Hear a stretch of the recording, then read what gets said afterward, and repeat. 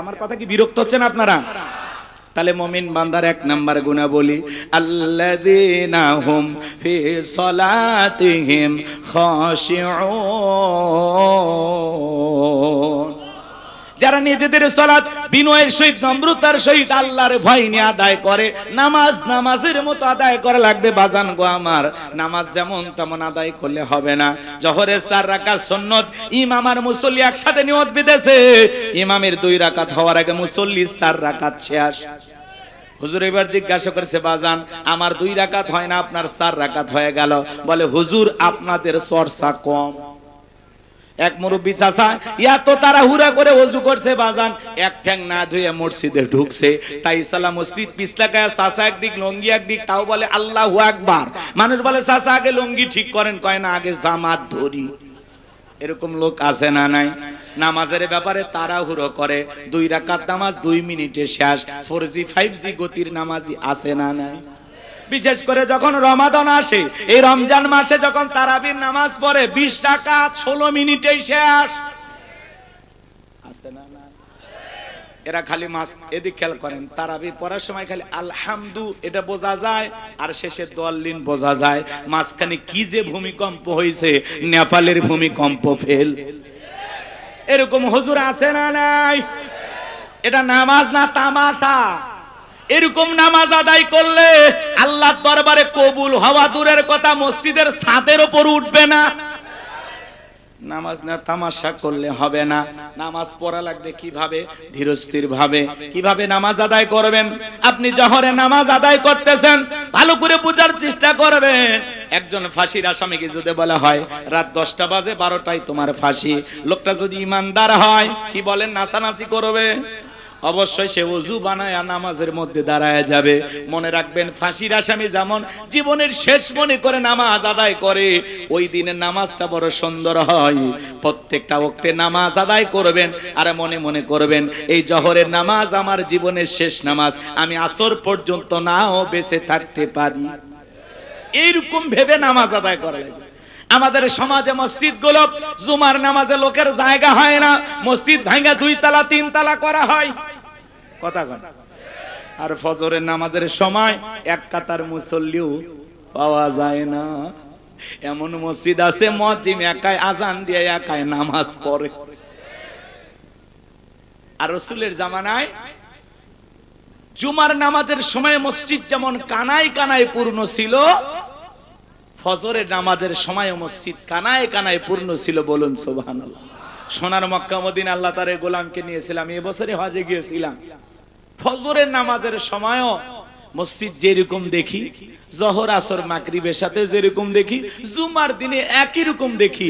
লক্ষ লক্ষ মুসল্লি নামাজ আদায় করতেছে, বলেন আল্লাহু আকবার। আর এই দেশে খালি জুমার নামাজের মুসল্লি পাওয়া যায় 2 রাকাত, সপ্তাহে মাত্র 2 রাকাত। কোন হুজুর কইছে গো খালি 2 রাকাত পড়ে জান্নাতে যাবেন? হ্যাঁ, আপনি জুমার 2 রাকাত নামাজ আদায় করলেন, মনে করলেন আজকে জুমার নামাজ আদায় করা কি ফরজ। তাহলে আসর কথা কয় না, মাগরিব, এশা, ফজর, এগুলোর গুরুত্ব নাই কেন? বলে এগুলোর গুরুত্ব নাই কেন আপনার কাছে? আপনি কি মুসলমান দাবি করেন? ভালো হয়ে যান, এখনো সময় আছে, ভালো হয়ে যান। নিজের বিবেককে প্রশ্ন করেন, আমি যেভাবে আল্লাহর গোলামি করতেছি আসলে কি এই গোলামির দ্বারা জান্নাতে যেতে পারবো? আমি যেভাবে গোলামি করতেছি আমার আল্লাহ কি আমার গোলামি দেখে খুশি? একটু নিজেকে নিজেই প্রশ্ন করবেন। এই যুবক, এই বসে যান। বাপ বেটা কি চলে যাওয়ার নিয়ত করছেন? এখনো কিন্তু 12:30 বাজেনি। রাগ করতেছেন আপনারা? গভীর মনোযোগ দিয়ে কথাগুলো শুনে যান বাজান। নামাজের কথা বললে অনেকের কাছে ভালো লাগবে না, কারণ সবাই নামাজ পড়ে। সবাই নামাজ পছন্দ করে। ভালো করে বোঝার চেষ্টা করবেন বাজান।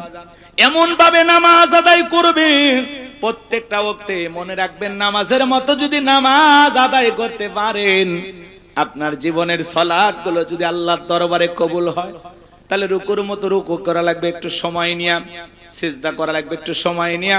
শুধু তাড়াহুড়ো করে নামাজ আদায় করলে হবে না। নবীজির সাহাবীরা কিভাবে নামাজ আদায় করতেন? মরুভূমিতে সাহাবায়ে কেরাম নামাজে দাঁড়িয়ে গেছেন, ওই মরুভূমির পাখিগুলো খেজুর গাছ মনে করে সাহাবায়ে কেরামদের মাথার উপরে, কাঁধের উপরে বসে থাকতো। নবীর সাহাবীরা নামাজে এত মনোযোগ, কাঁধে পাখি পড়ে থাকে, তারপরেও তারা টের পাইতো না। কাফেররা দেখে বলতো এগুলো মানুষ না মূর্তি, পাখি পড়ে আছে, তারপরে নড়ে না চড়ে না। বলেন আল্লাহু আকবার। আর আপনার আমার গায়ে পাখি পড়া তো দূরের কথা, একটা মশা পড়লে এই হাত এই জায়গায় নিয়ে যায়, আগে মশা মারে তারপরে সূরা ধরে। কথা বলেন ঠিক কি না? পায়ে যদি মশা পড়ে, এক ঠ্যাং আর এক ঠ্যাঙের উপর দিয়ে বলে খাবু খা। নামাজ পড়তে পড়তে 5টা মশা খতম। কি বলেন, এরকম আছে না? নাই আমার ভাইয়েরা, এরকম নামাজ আমাদের। আর নবীর সাহাবীরা কিভাবে নামাজ আদায় করতেন, নামাজে কতটা মনোযোগ ছিল সাহাবায়ে কেরামদের। আমি নামাজ নিয়ে যদি 2 ঘন্টা ওয়াজ করি শেষ হবে না বাজান। এত সময় আপনাদের হাতেও নাই, আমার হাতেও নাই। শুধু অনুরোধের ভাষায় একটি কথা আপনাদেরকে বলে যাই, বলেন তো বাজান, নিয়মিত আমাদের নামাজ আদায় করা দরকার আছে না নাই? জিহাদের ময়দানে নবীজি রাতের বেলায় 2 জন সাহাবীকে পাহারাদার নিযুক্ত করলেন। এইবার 2 জন সাহাবী দাঁড়িয়ে পাহারা দিতেছেন। এক সাহাবী আর এক সাহাবীকে ডেকে বলতেছেন, ভাই খামাকা 2 জন রাত জায়গা লাভ কি? আপনি বিশ্রাম করেন, আমি পাহারা দেই, আবার আমি বিশ্রাম করব, আপনি পাহারা দেবেন। ডিউটিটা তারা ভাগ করে নিলেন। এইবার এক সাহাবী বিশ্রামে চলে গেলেন, আরেকজন সাহাবী চিন্তা করলেন খামাকা দাঁড়িয়ে থেকে অপচয় সময় নষ্ট করে লাভটা কি, সময়টা একটু নামাজের ভিতরে কাটায় দেই। এই কথা ভেবে নবীর প্রিয় সাহাবী নামাজের মধ্যে দাঁড়িয়ে গেলেন। কাফেররা চিন্তা করলো দূর থেকে এটা মানুষ না গাছ বোঝা যায় না, একটা তীর নিক্ষেপ করেছেন, ওই তীরটা এসে নবীর সাহাবীর ডান হাতের ভিতরে ঢুকে গেছে। আর একটা তীর নিক্ষেপ করেছেন, বাম হাতের ভিতরে ঢুকে গেছে। নবীর সাহাবী নামাজ শেষ করলেন, ওই সাহাবীকে ডেকে বলেন, ভাই তাড়াতাড়ি ঘুম থেকে জাগ্রত হন, কি হয়েছে? বলে, আপনি যখন বিশ্রাম করতে গেলেন, আমি যখন একটু আপনার দেয়া শিডিউল অনুযায়ী ডিউটিটা ভাগ করে নিয়ে আমি যখন পাহারা দিতেছিলাম, মনে করলাম খামাকা দাঁড়াইয়া অপচয় সময় নষ্ট করে লাভটা কি, নামাজের মধ্যে কাটায়া দেই। এই কথা ভেবে আমি নামাজে দাঁড়িয়ে গেছি, এই সুযোগে কাফের আমাকে তীর নিক্ষেপ করেছে। তাড়াতাড়ি করে আমার শরীর থেকে তীরগুলো বের করে দেন। আমি আপনার কাছে একটা কথা বলতে চাই ভাই, আজকে আমি নামাজের মধ্যে এত মজা পাচ্ছিলাম, আমি যদি রাসূলুল্লাহর পাহারাদার না হইতাম, সাহাবায়ে কেরামদের যদি পাহারাদার না হইতাম, আজকে নামাজের ভিতর আমার এত মজা লাগতেছিল, নামাজ পড়তে এত ভালো লাগতেছিল। ওই তীর এসে যদি আমার কলিজাটা ছিদ্র করে পাশ ও পাশ করে দিত, তবু আজকে আমি নামাজ ছাড়তাম না। নামাজ এত মজা লাগতেছিল, কিন্তু আমি রাসূলুল্লাহর পাহারাদার। আমি যদি নামাজের সময়টা কাটায় দেই, এই সুযোগে কাফের আক্রমণ করে যদি নবীকে হত্যা করে, আল্লাহর কাছে কিয়ামতে কি জবাব দেব? এই জন্য আমি দ্রুত নামাজটা শেষ করলাম। তীর এসে ঢুকে গেছে, এরপরেও নামাজ ছাড়ে না। আর নামাজ পড়তে কি মজা লাগতেছিল, বলে তীরটা যদি কলিজায় লাগতো, তবু আজকে আমি নামাজ ছাড়তাম না। এত নামাজের ভিতরে স্বাদ পাইছে, সুবহানাল্লাহ বলেন। আর আমরা মসজিদে ঢুকতে দেরি, বেরোতে দেরি নাই, মসজিদে মনে হয় মন থাকতেই চায় না। কথা বলে না কেন আপনারা?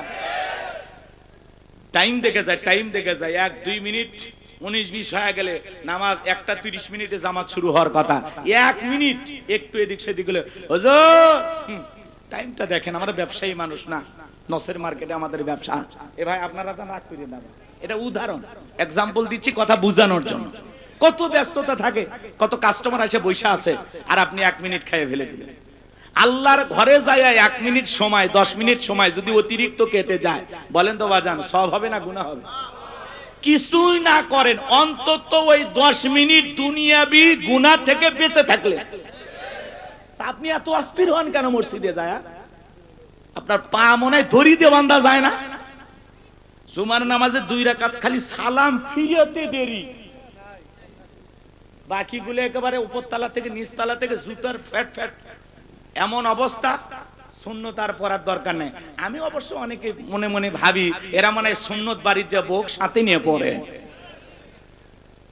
হ্যাঁ, এরকম আছে না নাই? আপনি জুমার 2 রাকাত ফরজ পড়লেন, এরপরে যে 4 রাকাত সুন্নত আছে পড়ার দরকার নাই, তো পড়লেন কই? আল্লাহ হেদায়েত দান করেন। আজ থেকে ওয়াদা দেন, কারা কারা 5 ওয়াক্ত সালাত সঠিকভাবে বিনয়ের সহিত নম্রতার সহিত আল্লাহর ভয়ে আদায় করবেন, হাত তুলে দেখান। আল্লাহ আমাদের সবাইকে 5 ওয়াক্ত নামাজি বানায় দেন। একটু জোরে বলেন আমিন, আর একটু জোরে বলেন আমিন। এইবার মুমিন বান্দার 2 নাম্বার গুণাবলী, ওয়াল্লাযীনা হুম আনিল লাগবি মুরিদুন। মুমিন বান্দার 2 নাম্বার গুণাবলী, অনার্থক কথাবার্তা বলা যাবে না। এক জায়গায় বসে 2-3 ঘন্টা গল্প, অমুক খারাপ তমুক খারাপ, এ ভালো না সে ভালো না, মনে হয় গীবত কমিটির সভাপতি সেক্রেটারি বসে গেছে। আরে ভাই, মানুষের সমালোচনা করেন, নিজের আত্মসমালোচনা করেন, নিজের জীবনের ত্রুটিগুলো তালাশ করেন। অন্যের ভুল ধরতে ধরতে নিজে ভুলের মহাসাগরে ডুবে থাকবেন, টেরও পাবেন না। এইজন্য আমরা অন্যের ভুল না ধরে নিজের ভুল ধরার চেষ্টা করব ইনশাআল্লাহ। প্রত্যেকটা কথা যেন হয় আত্মসমালোচনার উদ্দেশ্যে, নিজেকে সংশোধন করার উদ্দেশ্যে। তাহলে মুমিন বান্দার জবান দিয়ে যে কথা বের হবে বুঝে শুনে কথা বলা লাগবে, কারণ আপনার আমার জবানের প্রত্যেকটা কথা রেকর্ড করতেছেন কে?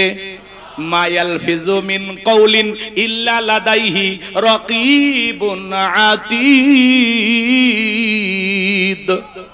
বান্দা এমন কোন কথা বলে না যে কথা রেকর্ড করার জন্য আমার ফেরেশতারা নাই। আপনার আমার জীবনের প্রত্যেকটা কথা রেকর্ড করা হচ্ছে, কথা বলেন ঠিক কিনা? কিরামান কাতিবিন ইয়ালামুনা মা তাফআলুন। সম্মানিত 2 জন লেখক ফেরেশতা সদা সর্বদা আপনার আমার জীবনের ডায়েরিটা লিখতেছে বাজান। এজন্য দিনের আলোতে রাতের আধারে গোপনে প্রকাশ্যে যা করতেছেন, যা বলতেছেন সব লিপিবদ্ধ করা হচ্ছে আপনার আমার আমল নামার ডায়েরিতে, কথা বলেন ঠিক কিনা? এজন্য মুমিন বান্দা জবান দিয়ে যা ইচ্ছা তাই বলবে না। মুমিন বান্দা জবান দিয়ে সেই কথা বলবে যে কথা বললে সওয়াব হয়। কি হয়? জোরে বলেন কি হয়?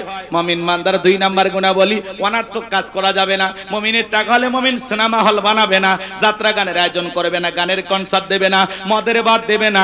মুমিনের টাকা হলে রাস্তার মোড়ে মোড়ে মূর্তি বানায় রাখবে না। বিগত সরকারে যারা ক্ষমতায় ছিল, 1টা 2টা নয়, রাস্তার মোড়ে মোড়ে 4.5 কোটি টাকার ভাস্কর্য বানাইছিল। 4.5 কোটি টাকা। কত টাকা চিন্তা করেন? হ্যাঁ, ভাস্কর্য বানায় লাভটা কি হলো? 5 আগস্টে মানুষ আহারে ওনার বাবার সেই ভাস্কর্য ভাঙ্গিয়া কেউ মাথার উপরে পেশাব করছে, কে হাতুড়ি দিয়ে বাড়ি মারছে, কেউ বা পানিতে চুবায়া চুবায় জুতা মারছে। এতে ওনার বাবার সম্মান কমছে না বাড়ছে? আর যদি ওই টাকা দিয়ে উনি মসজিদ বানাইতো, মাদ্রাসা বানাইতো, এদেশের গরিব দুঃখী মানুষের জন্য খরচ করত, ওই টাকা দিয়ে যদি ভালো কিছু করত, ওনার বাবা কবরে শুয়ে থেকে সব পেত। এজন্য মুসলমানের টাকা হলে মুসলমান কখনো ভাস্কর্য মূর্তি বানাইতে পারে না, কথা বলেন ঠিক কিনা? মুসলমানের টাকা হলে মুসলমান কি করবে? মসজিদ বানাবে, মাদ্রাসা বানাবে, ঈদগাহ মাঠ বানাবে, কবরস্থান বানাবে, কথা বলেন। এই যে আয়ুব আলী মোল্লা ভাই, তারা এত কষ্ট করে একটা দ্বীনি প্রতিষ্ঠান দাঁড় করাইছেন। সাইফুল ভাই সহ অনেকে অক্লান্ত পরিশ্রম করে যে একটা সুন্দর মাদ্রাসা তৈরি করেছেন, কার খুশির জন্য? জোরে বলেন। এই জন্য বাজান, টাকা দিলে, সম্পদ দিলে ভালো কাজে ব্যয় করা লাগবে, অপচয় নষ্ট করা যাবে না। মুমিনের টাকা হলে মুমিন ভালো ভালো কাজে ব্যয় করবে, কথা বলেন। রাস্তার মোড়ে মোড়ে লেখা রাখেন সুবহানাল্লাহ, আলহামদুলিল্লাহ, আল্লাহু আকবার, লা ইলাহা ইল্লাল্লাহ। যত মানুষের চোখ পড়বে রবের তাসবিহ পাঠ করবে, যে লিখে রাখবে তার আমল নামায়ও সব যাবে, যে তিলাওয়াত করবে তার আমল নামাতেও সব লেখা হবে। পারবো তো ইনশাআল্লাহ? যুবক যারা আছো, রাস্তার মোড়ে মোড়ে, বিদ্যুতের খুঁটিতে খুঁটিতে বিভিন্ন জায়গায় এগুলো লিখে রাখবা। আল্লাহ আমাদের বুঝ দান করেন, জোরে বলেন আমিন। মুমিন বান্দার 2 নাম্বার গুণাবলী, অনার্থক জিনিস কান দিয়ে শ্রবণ করা যাবে না। এই কানে ইয়ারফোন লাগায় গান শোনা যাবে না। রূপবানে না আছে কমর দোলাইয়া, আল্লাহর ফেরেশতারা কবর নিয়ে পিটাবে ঝোলাইয়া ঝোলাইয়া। সিরাজগঞ্জের এক যুবক কানের ভিতর ইয়ারফোন লাগাইয়া রেল লাইনের উপর দিয়ে হাঁটে যাইতেছে, ট্রেন এসে ধাক্কা মেরে 3 টুকরা করে ধুয়ে গেছে। মরার পরেও কানের ভিতর ইয়ারফোন লাগানি ছিল। কয়েকদিন আগে দেখলাম একটা ছেলে টিকটক করতেছে, ট্রেনের আগে যায়, বোঝেন নাই? ট্রেন আসতেছে, ও আগে যায়, 2 পকেটে হাত দিয়ে হেঁটে যাচ্ছে, সুপারস্টার সাকিব খানের মতো। এমন ভাব নিয়ে যখন হেঁটে যাচ্ছে, ট্রেন এসে ধাক্কা মেরে উল্টে ধুয়ে গেছে। পরে দেখলাম এই যে প্যান্ট চেনেন আপনারা, জিন্সের প্যান্ট পরছে, ওই জায়গায় মনে করেন পিছনের কাপড় ছিঁড়ে আর কি দেখা যাচ্ছে আর বলবো না। কি হলো তোর টিকটক করা ভাই? রেল লাইনের সামনে যায় ট্রেন আসতেছে, দাঁড়াইয়া টিকটক করতেছে, ট্রেন এসে ধাক্কা মেরে ফেলা দিয়ে গেছে, ট্রেন চিরে পিছনের জিনিস দেখা যাচ্ছে। কথা কোন ঠিক কিনা? এরকম পাগল ছাগল আছে না নাই? রেল লাইনে যায়া কানের ভিতর ইয়ারফোন লাগায়া পায়ে এরকম করতেছে আর গান শুনতেছে, ট্রেন আসতেছে টের পাইতেছে না, কানের ভিতরে খালি তুম তুম তুম আওয়াজ, ও ট্রেনের শব্দ আর শোনেনি। ট্রেন এসে বলতেছে ঠিক আছে থাকেন, ও একেবারে ফিসে থিয়ে চলে যায়। কথা কোন ঠিক কিনা? তাহলে যুবক, এই কান আল্লাহ গান শোনার জন্য দেয় নাই, হক্কানে উলামা ইকরামদের বয়ান শুনতে হবে, ইসলামী সঙ্গীত শুনতে হবে, কোরআন তেলাওয়াত শ্রবণ করতে হবে। এই কান দিয়ে ভালো ভালো কথা শ্রবণ করা দরকার আছে না না? তাহলে মুমিন বান্দার 2 নাম্বার গুনাহ বলি, জবান দিয়ে সে কথা বলবো যে কথা বললে সব হয়, সমাজে সেই কাজ চালু করব যেই কাজ চালু করলে সব হয়। এই কান দিয়ে সেই জিনিসগুলো শ্রবণ করব যেগুলো শুনলে সব হয়। এক কথায় সব আছে যেখানে, সব আছে যেখানে, গুনাহ আছে যেখানে। আল্লাহ পাক আমাদের সবাইকে গুনাহ মুক্ত জিন্দেগি দান করেন, জোরে বলেন আমিন।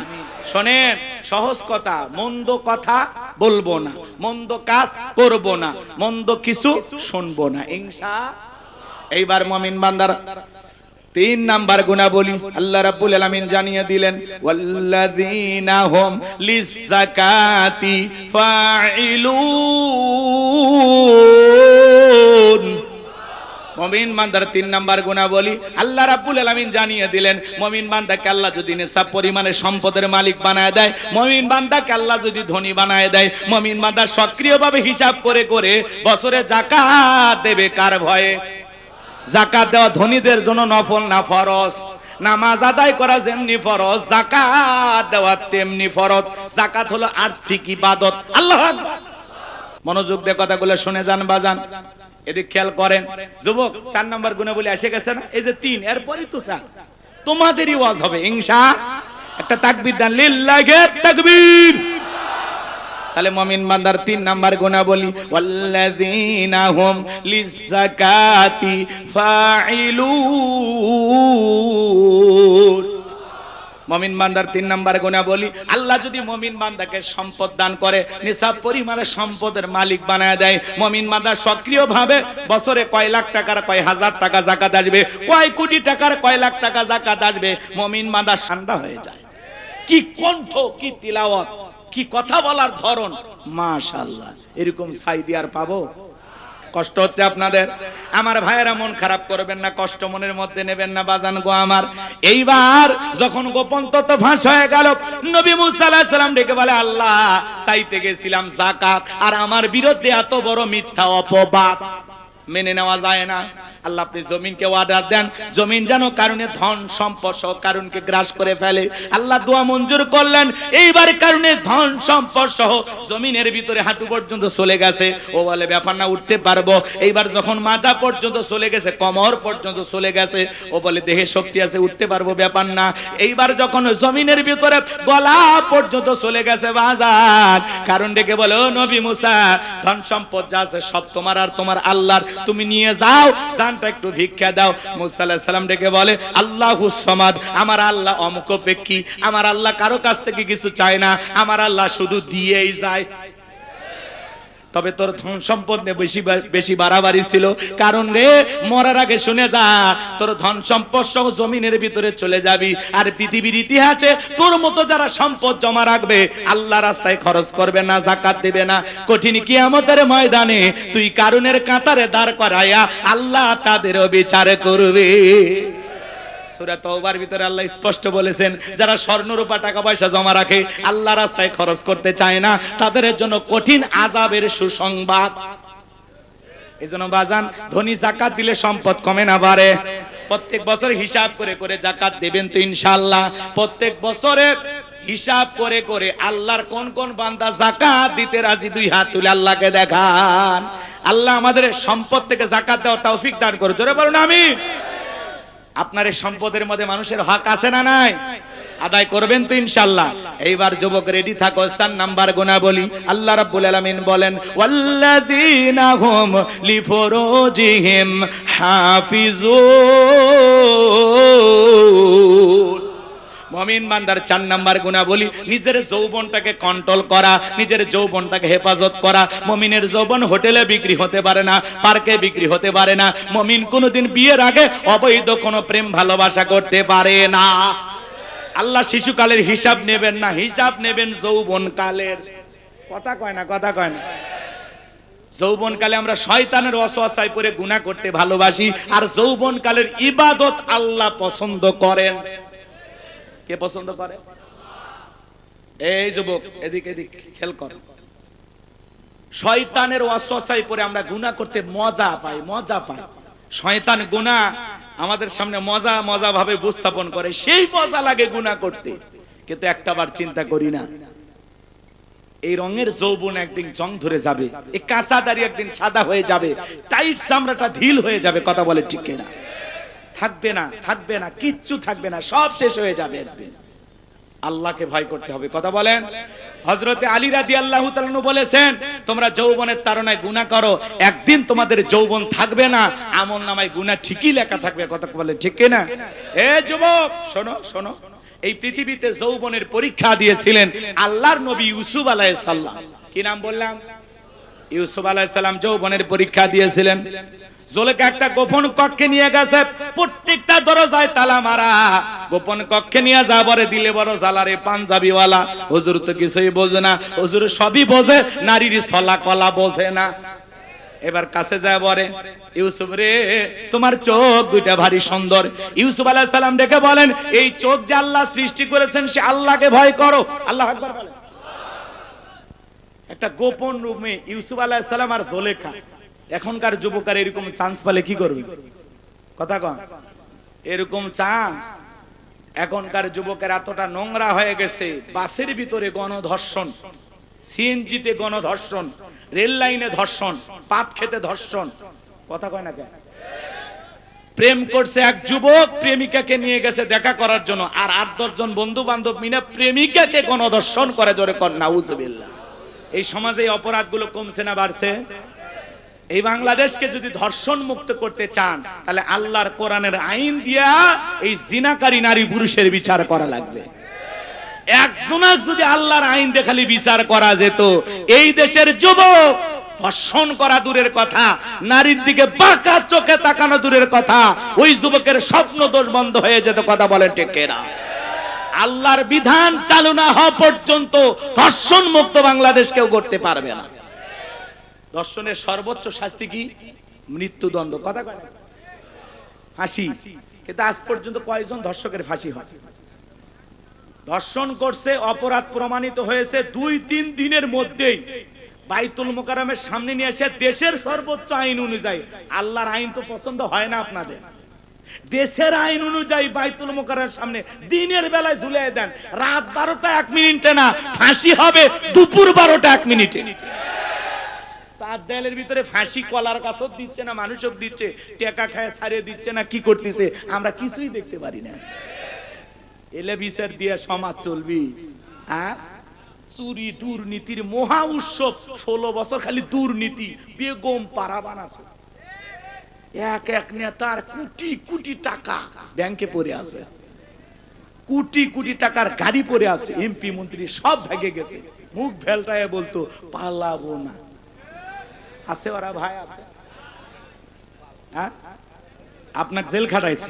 আজ দেখেন বিএনপির ভাইয়েরা কি নির্যাতন সহ্য করছে। বাপ রে বাপ, বিএনপি আর জামাত করা তো মামলা দিয়ে শেষ।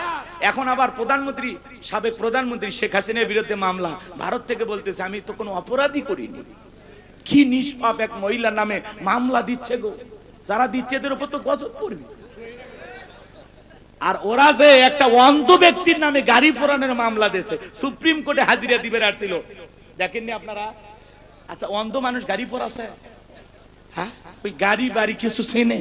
ওই অন্ধ, ওই নিজের বউকে ঠিক মতো চেনে না। কথা কন ঠিক কিনা?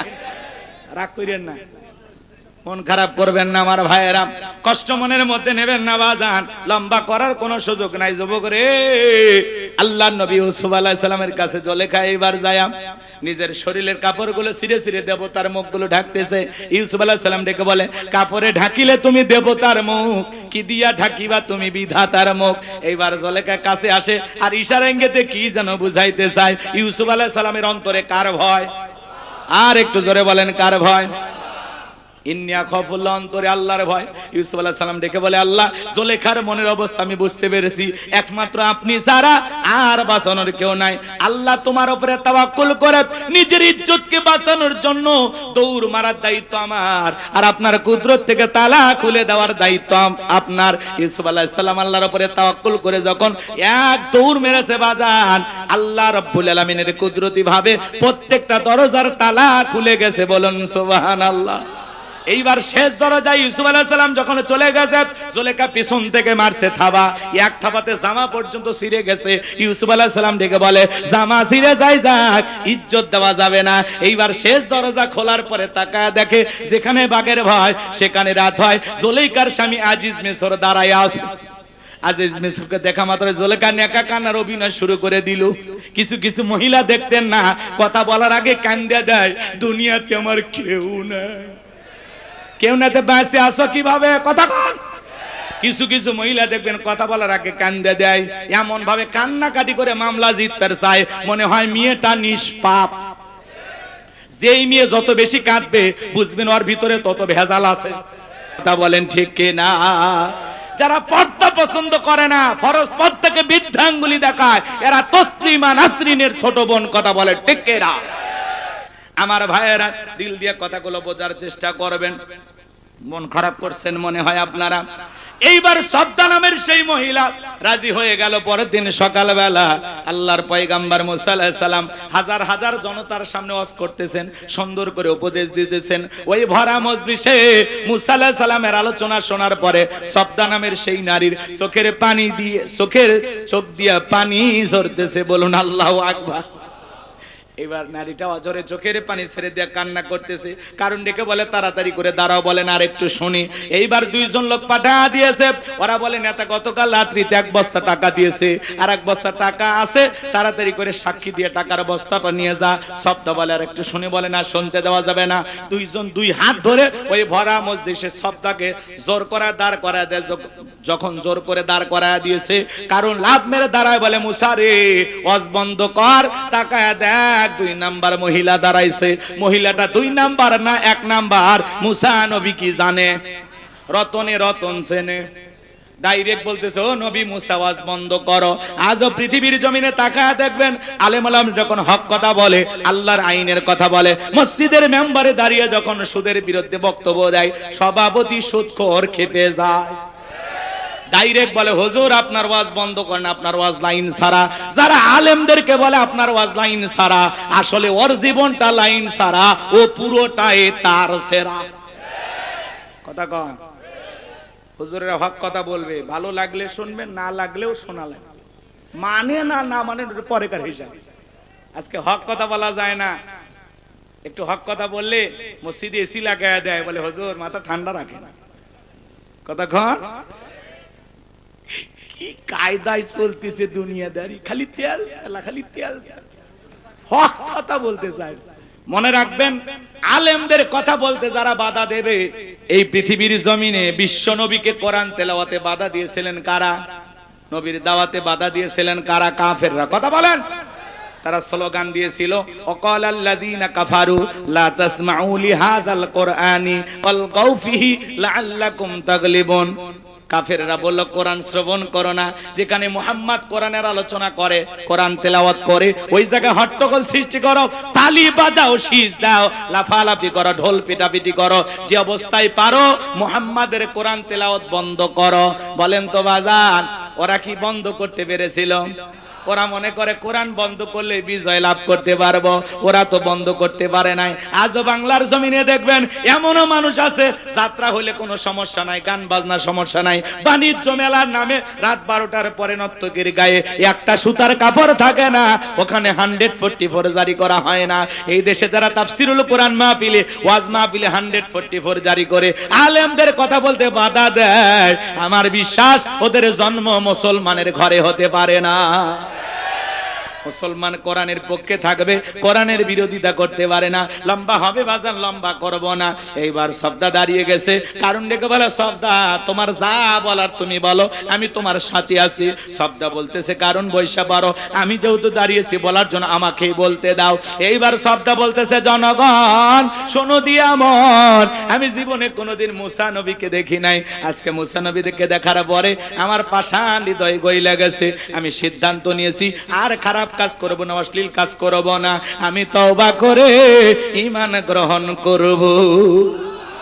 আলেমদের শুনে বেনামাজি নামাজি হয়ে যায়, সুদখোর ঘুষখোর ভালো হয়ে যায়, বেপরদায় সালামা বোনেরা পর্দা করে, দাড়ি কাটা যুবকটা দাড়ি রাখে। ভালো করে বোঝার চেষ্টা করবেন। এইবার সবটা বলতেছে, আপনারা কি জানেন এই কারণ কেন লাফালাফি করতেছে?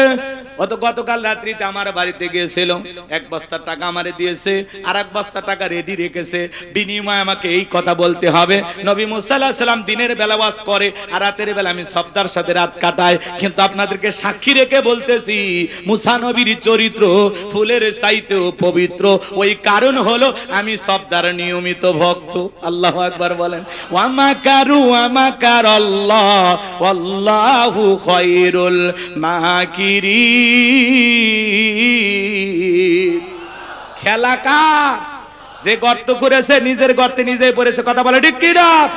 যারা কোরআনের পাকে আল্লামা সাঈদী হুজুরের বিরুদ্ধে সাক্ষী দিয়েছিল, তারা এখন বলে আমাদেরকে পিস্তল ঠেকিয়ে সাক্ষী দিতে বাধ্য করেছে। শুকরঞ্জন বালি আল্লামা সাঈদীর জানাজায় যা বলে, সাঈদী সাহেব হত্যাকারী ছিল না, ধর্ষণকারী ছিল না। কথা বলে।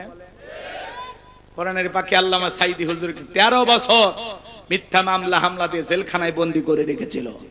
সেই সাঈদী হুজুর বিদায় নেওয়ার 1 বছর পার না হতেই আল্লাহ ওদের ক্ষমতার চেয়ার থেকে বিদায়ের ঘন্টা বাজায় দিয়েছে। সাঈদী সাহেব একজন জামানার বড় আলেম ছিল, দ্বীনের দায়ী ছিল। 50 বছর নিরলসভাবে কোরআনের তাফসীর করেছেন। এই বাংলাদেশের তাফসীর জগতের রূপকার ছিলেন আল্লামা সাঈদী হুজুর। সেই মানুষটাকে বিদায় করছে। এখনো আওয়াজ শুনলে মনে হয় কলিজাটা সক্রিয়ভাবে হিসাব করে করে বছরে যাকাত দেবে কয়দিন? জোরে বলে। সম্পদের উপরে যাকাত ফরজ দিতে হবে কয়দিন? বছরে একদিন যাকাত দেবেন, বছরে একদিন। আরে ভাই, যারা যাকাত দিচ্ছেন তারা শুকরিয়া আদায় করবেন, আল্লাহর কাছে বলবেন, আল্লাহ আমার মতো হতভাগাকে যে আপনি যাকাত দাতা হিসেবে কবুল করেছেন, আলহামদুলিল্লাহ। হে রব, তোমার শুকরিয়া যে যাকাত দাতাদের মধ্যে আমিও একজন। এ কথা কোন না, দেন না যাকাত? রাগ করেন নাকি আপনারা? ভালো করে বোঝার চেষ্টা করবেন বাজান গো আমার। যাকাত দাতাদের তালিকায় আল্লাহ আপনাকে কবুল করেছে। আল্লাহ হাত এই জায়গায় রাখে নাই, আপনাকে মোহাব্বত করে হাত রাখছে কোন জায়গায়? জোরে বলেন। ভালো করে বোঝার চেষ্টা করবেন। যাকাত দিলে ধনীর সম্পদ কমে না বাড়ে। ভালো করে বোঝার চেষ্টা করবেন বাজান। এই বাংলাদেশের 54 বছর কেটে গেল, প্রত্যেকবার প্রধানমন্ত্রী হয়েছে মুসলমান। এরপরে দেশে কেউ শান্তির একটা বাংলাদেশ কায়েম করতে পারলো না। প্রত্যেকটা নেতা নির্বাচনের আগে বলে দারিদ্র মুক্ত বাংলাদেশ গড়ব, কিন্তু কোন মানুষ আজ পর্যন্ত দারিদ্র মুক্ত বাংলাদেশ গড়তে পারলো না।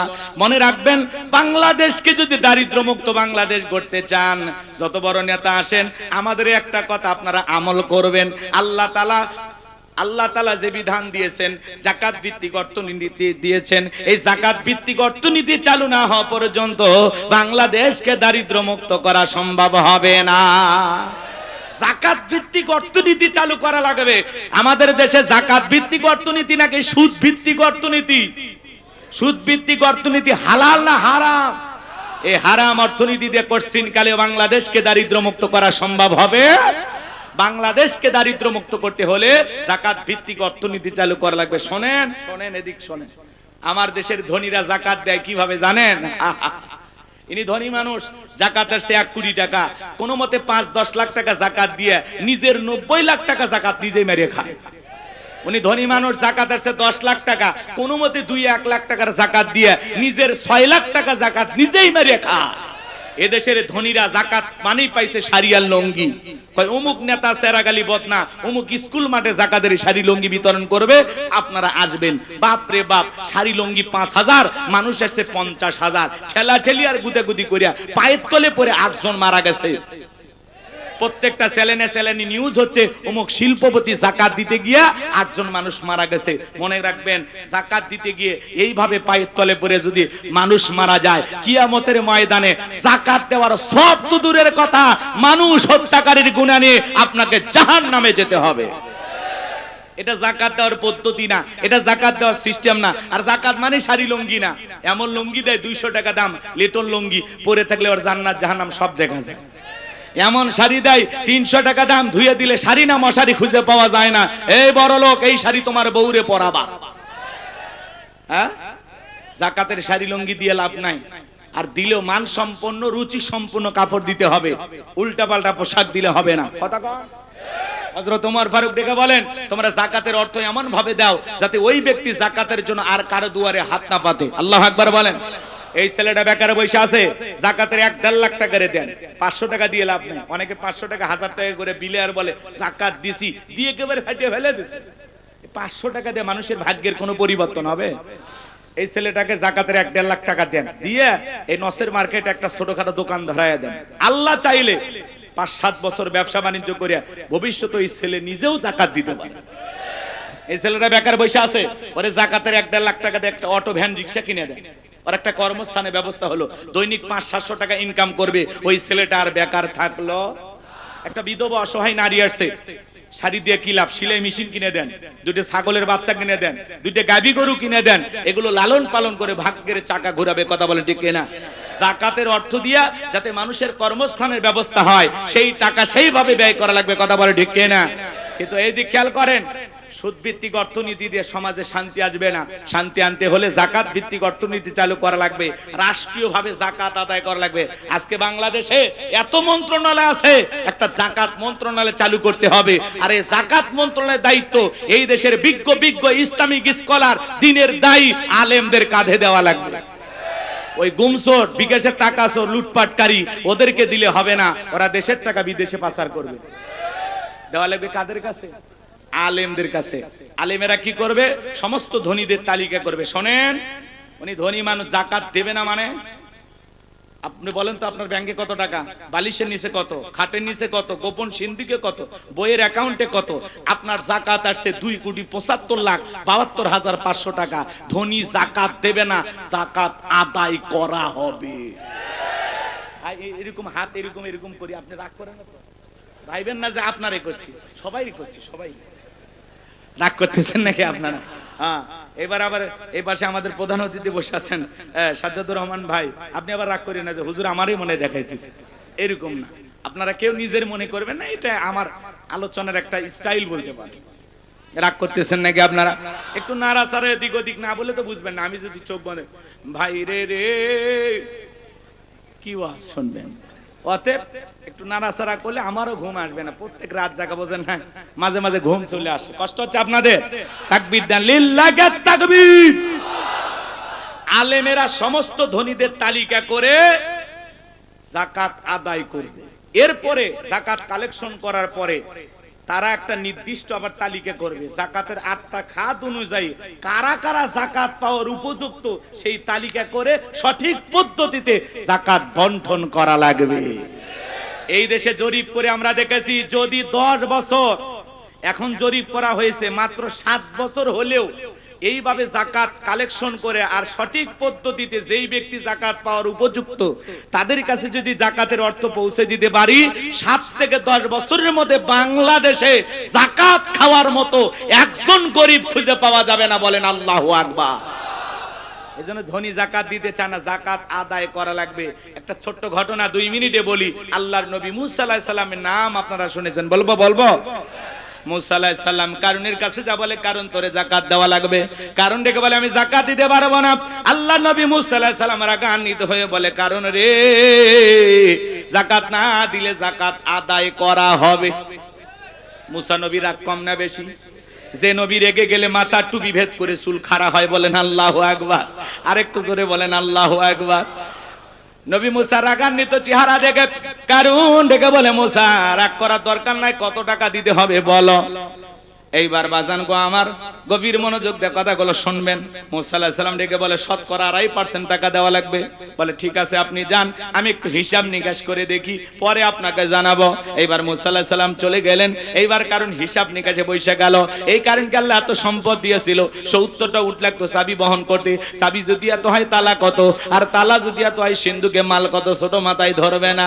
এইবার কারণ হিসাব নিকাশ করে দেখে কয়েক হাজার কর্মচারী দিয়া সারা দিন সারা রাত যদি যাকাতের টাকা দেওয়া হয়, এরপরে টাকা শেষ হবে না। বলেন আল্লাহু আকবার। এমনি তো কৃপণ, পায়ে স্যান্ডেল দেয় না ক্ষয় যাবে বলে, গায়ে জামা পরে না ছিঁড়ে যাবে বলে, সেই কৃপণ কি এত টাকা যাকাত দিতে পারে? সে একটা গভীর ষড়যন্ত্র করলো। এলাকা একটা 2 নাম্বার মহিলা ছিল, নাম হলো সবদা। এই সবদা নামের পতিতার কাছে যা বলে, সবদা রে তোরে 2 বস্তা টাকা দেব, বিনিময়ে আমার একটা কাজ করে দিতে হবে। অ্যাডভান্স হিসেবে আজকে 1 বস্তা টাকা দিয়ে গেলাম, আর আগামী কালকে সাক্ষী দেওয়ার পর আরেক বস্তা টাকা দেব, বিনিময়ে একটা কথা বলতে হবে। আল্লাহ নবী মুসা আলাইহিস সালাম যখন ভরা মজলিসে দাঁড়ায়া মানুষকে আল্লাহর পথে আহ্বান করবে, ওই ভরা মজলিসে দাঁড়ায়া একবার শুধু বলবি, মুসা আলাইহিস সালাম দিনের বেলা ওয়াজ করে আর রাতের বেলা আমি সবদার সাথে রাত কাটাই, বাস এতটুকু কথাই বললে যথেষ্ট, বাকি যা করার আমি করব। সবদা যেহেতু 2 নাম্বার মহিলা, রাজি হয়ে গেল। কথা বলেন না কেন? দেখবেন যারা নোংরা চরিত্রের মানুষ হয়, এদের কাছে পর্দা ভালো লাগে না।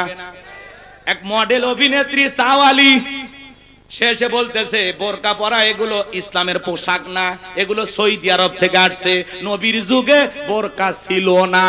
জোরে কর না উজবিল্লাহ।